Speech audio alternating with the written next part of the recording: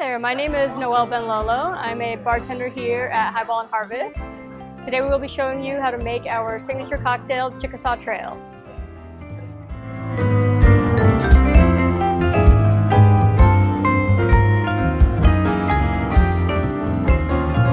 Okay, so I'm going to start off by filling up my tin with some ice. Okay. We'll be adding 2 ounces of Enlightened Grains vodka.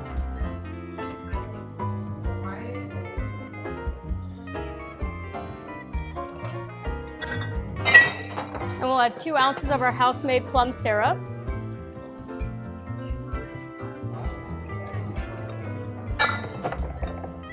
A ½ ounce of cranberry juice.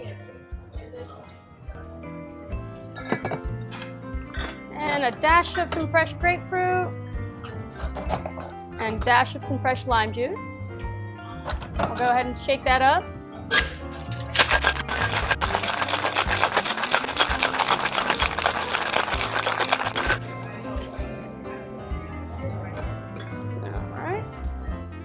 And then we'll take our house-made rosemary tincture and we'll aromatize the glass with a couple squirts.